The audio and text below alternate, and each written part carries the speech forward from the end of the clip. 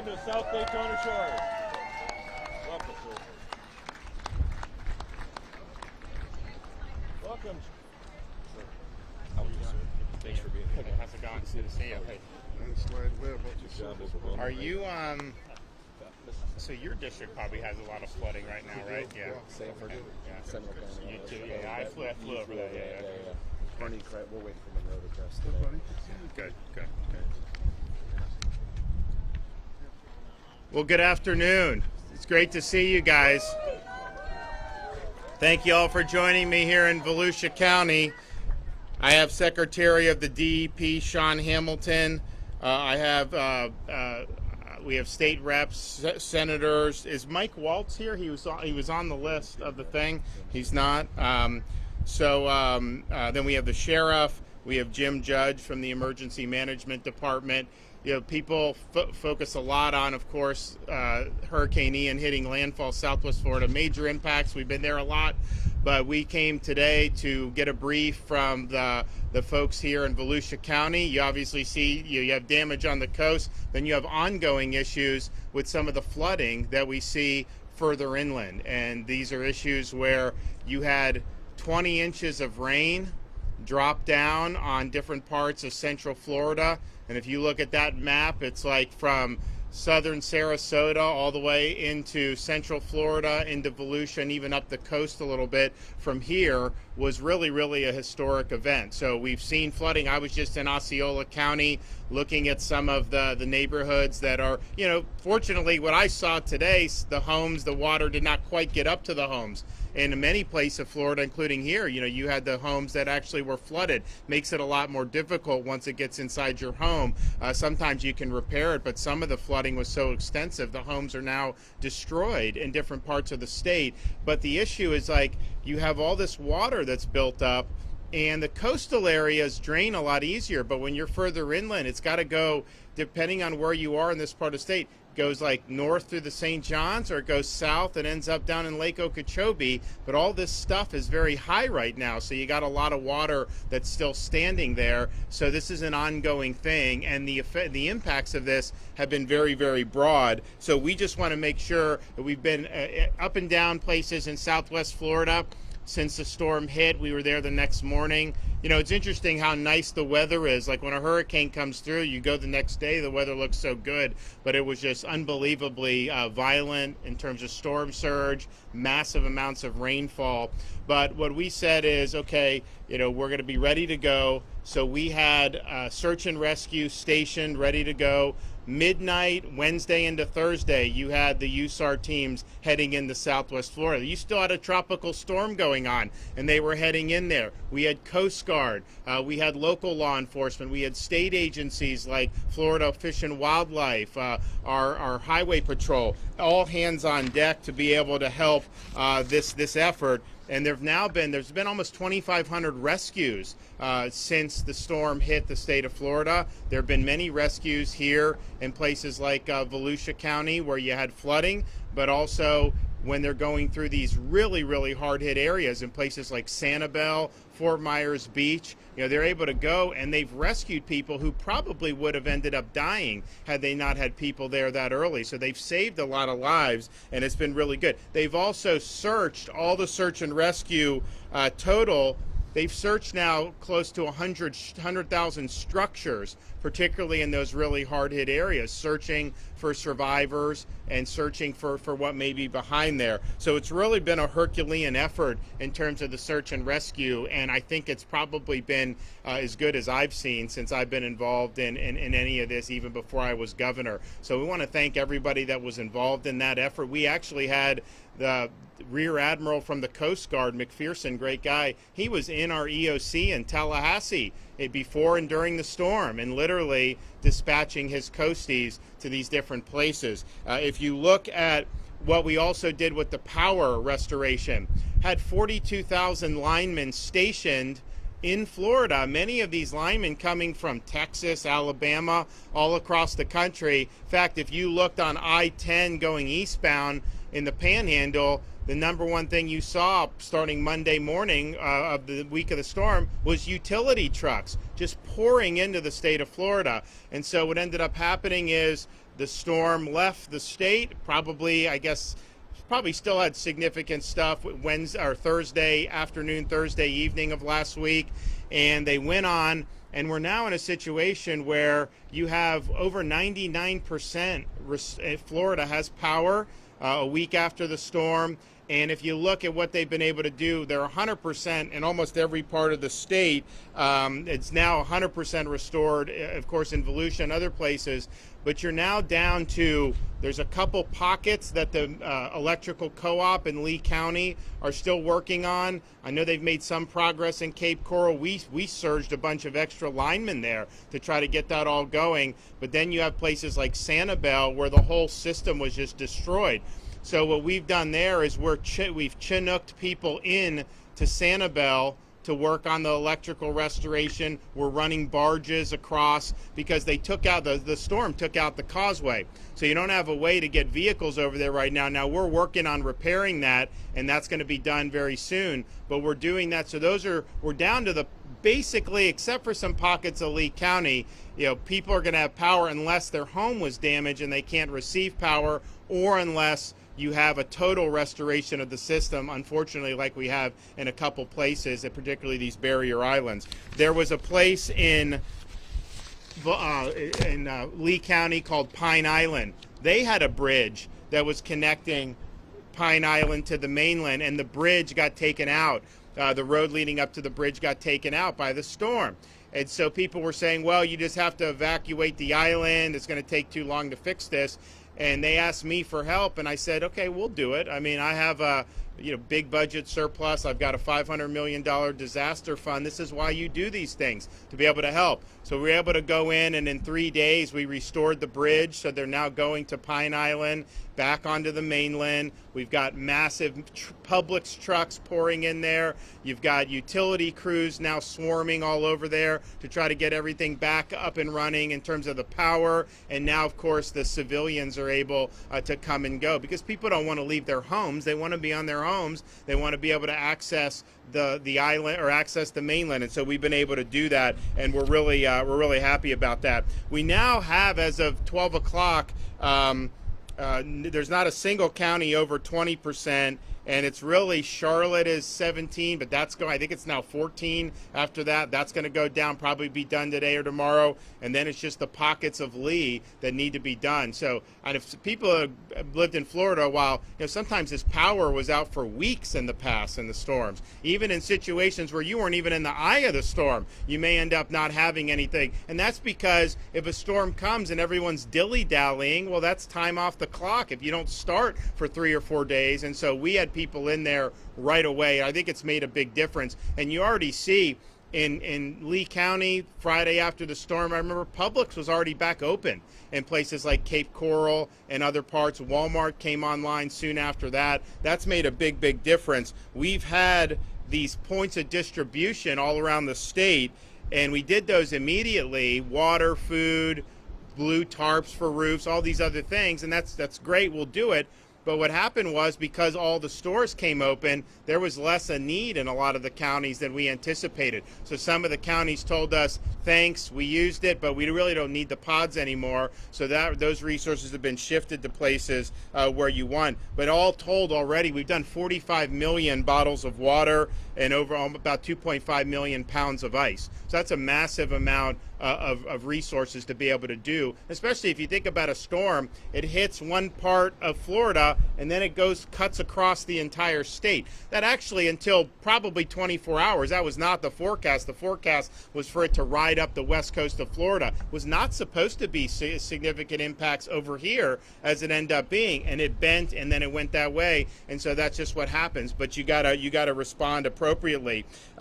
We've had fuel in Southwest Florida. It's been phenomenal. People are able to get their fuel. We're using Elon Musk's Starlink internet devices. We've deployed 375 of those devices. You put the device down, it gets it from the satellite, and then you can just log on with your phone and you get crystal clear internet. It's honestly better internet than I think a lot of us are normally used to using. So we appreciate that. We're going to continue to be able to use that. We've now cleared 5,200 miles of roadway, and there have been 2,507 bridges that have been inspected and reopened, and many of those were done very quickly after the storm. And so that just keeps traffic flowing. It keeps everything going. We know that there's going to be a lot of needs, and not every need is going to be filled by what the state programs are. We've got a lot of programs we now have operating. We have disaster reemployment assistance. We have business interruption, no interest loans. We've got stuff. FEMA has now approved a number of counties, including here, for individual assistance. So you're able to go in that and do it. And hopefully all that's enough, but we also know sometimes the needs are a little different. So we're enlisting the private sector and charitable groups into helping out, and we're putting our money where our mouth is. And the First Lady of Florida has really led my wife Casey on floridadisasterfund.org.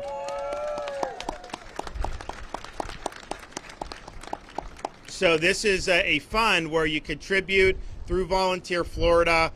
She got Visa, MasterCard, PayPal to waive processing fees. So if you give a certain amount of money, it's all going to the fund, even if you do it via credit card. So we appreciate that. So you're now up to almost $40 million that the fund has raised.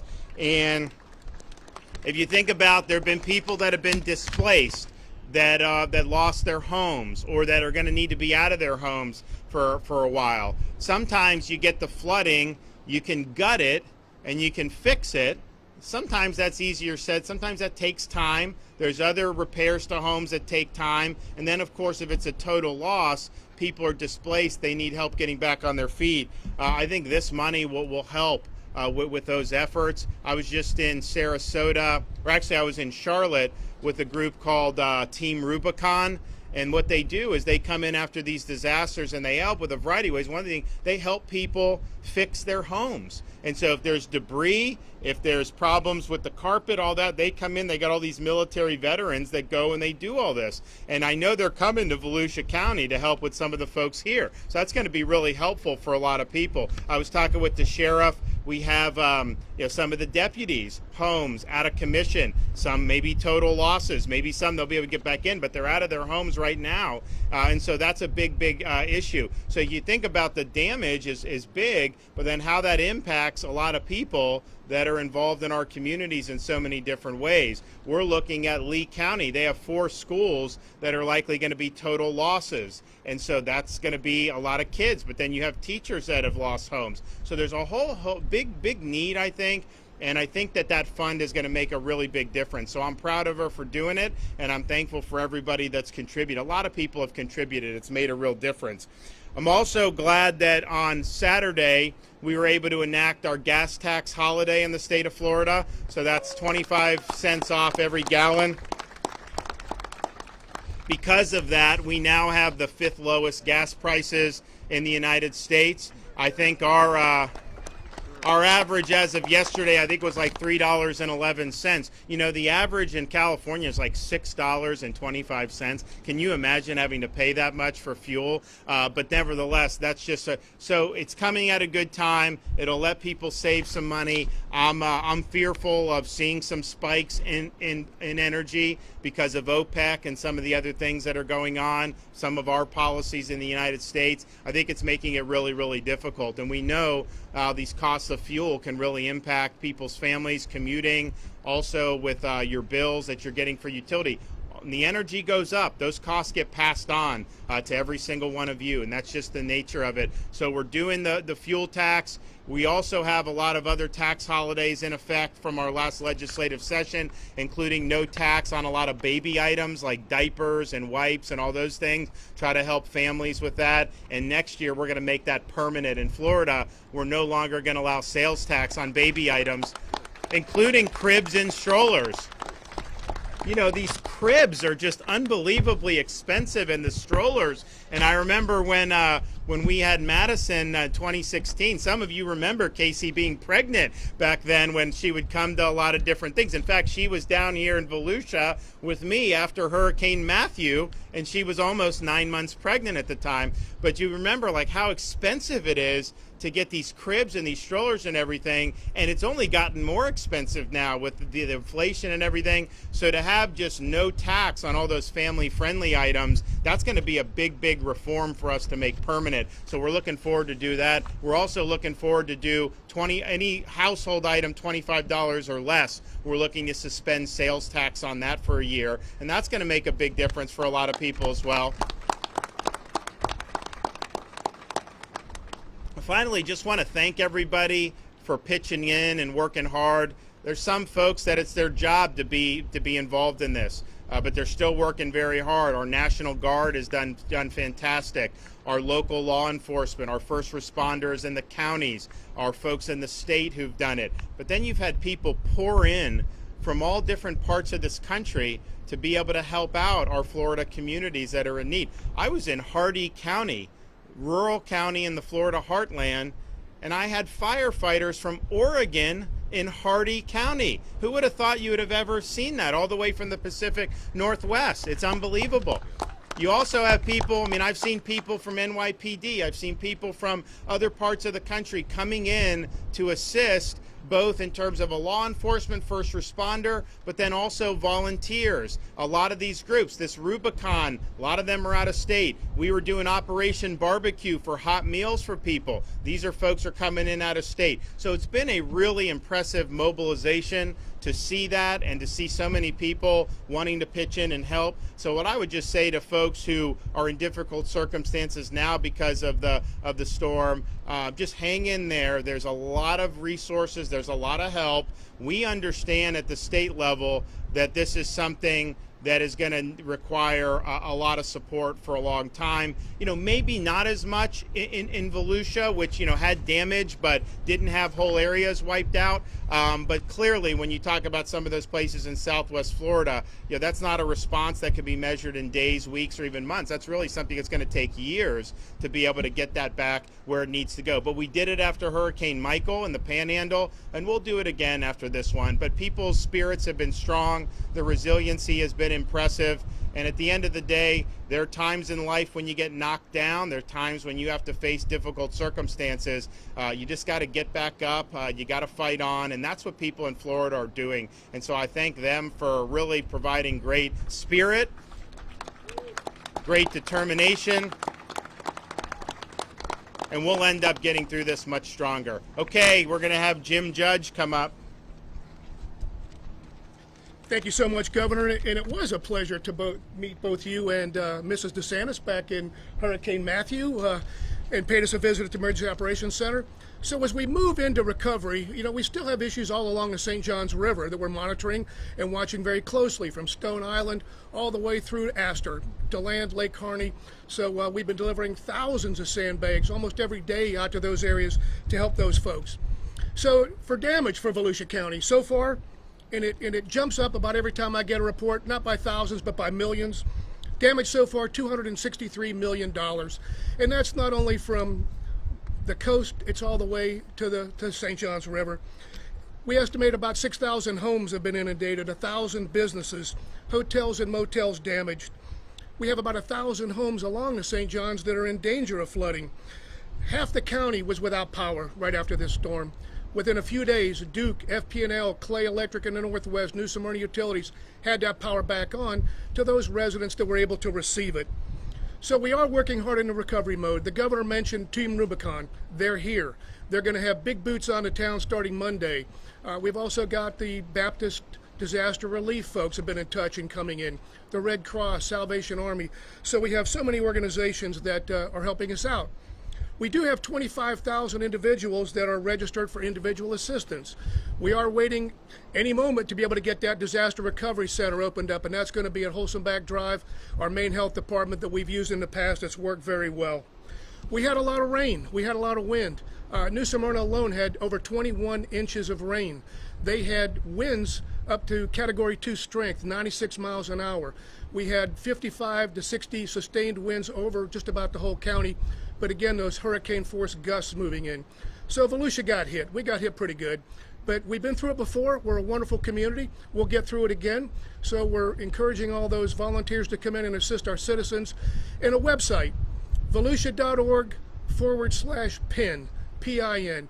A wealth of information in there about individual assistance, the temporary sheltering assistance. There's a wealth of information for our citizens to go to be able to get that information. Our Citizen Information Center is still open, will be open through the weekend and in the coming days as we continue to take those requests from our citizens to be able to help with questions and whatever they need. So with that, I would like to invite our sheriff, Mike Chitwood. You want to go? Go ahead. I'm good. Go ahead. You're up. Okay. Yeah. John? I wasn't on the program. You sure? He's used to the EOC. I've learned if a sheriff wants to speak, you let a sheriff speak. So, anyway, thank you guys for all you're doing, and it's hard to believe it's been just a little over a week since Hurricane Ian came ashore, and to those who have been impacted, I'm sure it seems like a lot longer. You've heard about it and you've seen it, about the unparalleled coordination. This was a historic storm with historic impacts, but I argue that the response has been equally historic. And I would like to say that happens for no other reason because of the leadership of our governor, setting the expectations. So I've been down south for the last week plus or whatever, and I wasn't told to go. I knew what I was expected to do, right? Because this is a part of our community, this is a part of our family, and I wanted to be here on the ground doing whatever I can to support that recovery. You know, the governor talked about the long-term recovery, but he also talked about the expectations that happen immediately after a storm. You need that power back, right? You need that water back, right? You need that wastewater back. You need these coastal erosion areas addressed long-term, right, for the protection of our resources. And so it was clear, and the expectations were set, that we would find those minutes, we would find those hours, we would find those days any way we can. I was in a conversation with the governor, and I argue probably the best state coordinating officer in the nation, Kevin Guthrie, leading this response. When they started talking about amphibious landing craft to move stuff around, I knew we were on a different level, and the expectations had just went to a whole new level. So again, Governor, thank you for your leadership. And then lastly, just one more thing. We talk about bridges a lot, but I'm in pure admiration of the work our First Lady's doing to build a different kind of bridge.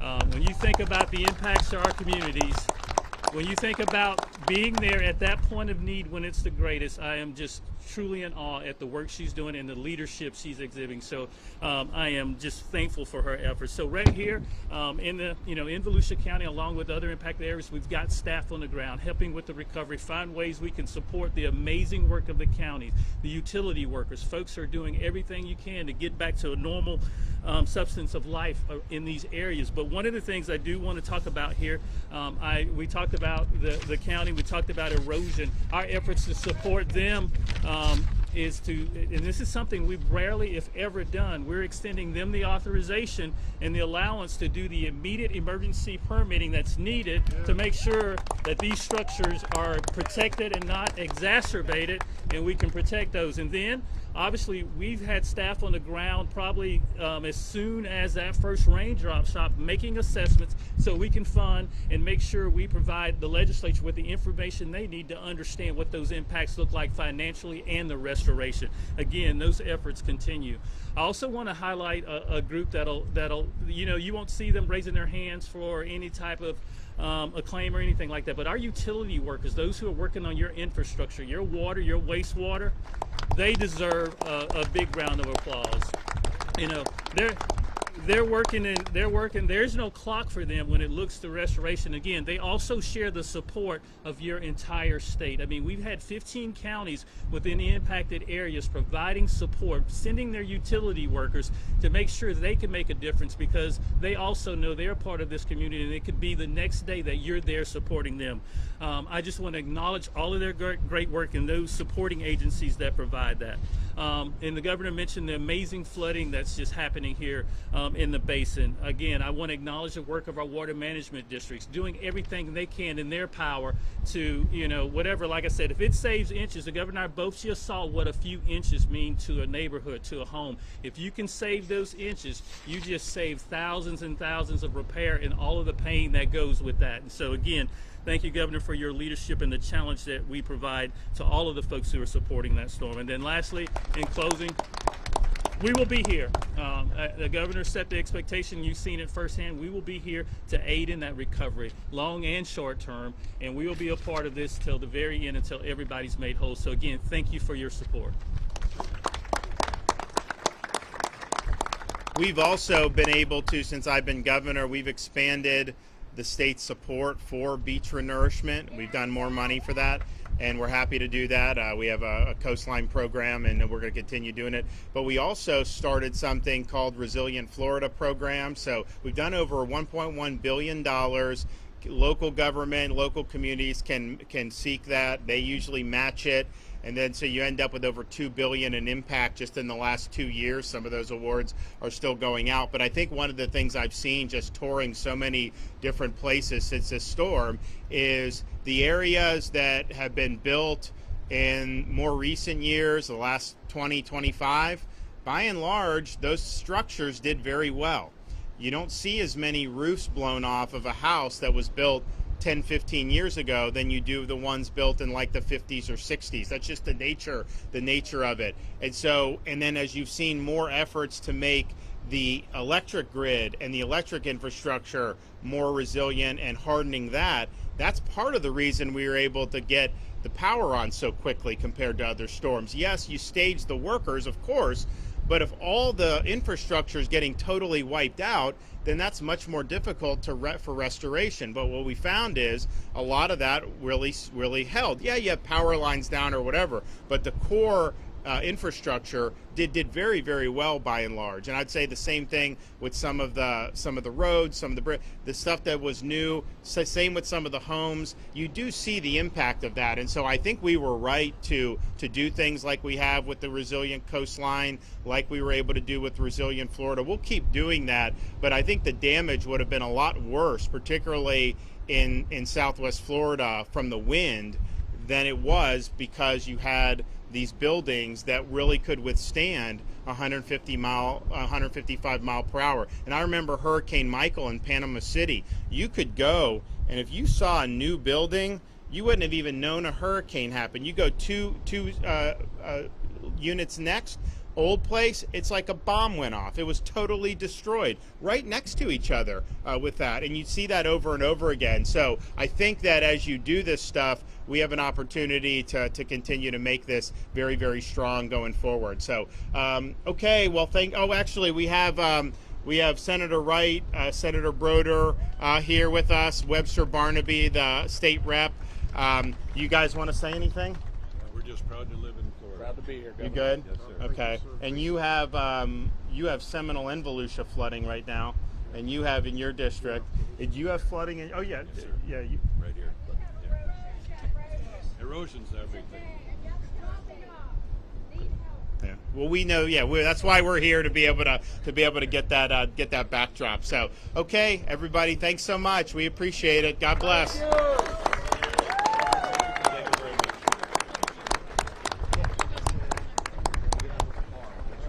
Oh, that was good. Great stuff. Good stuff. Good to see you, my friend. You as well. I'll send money.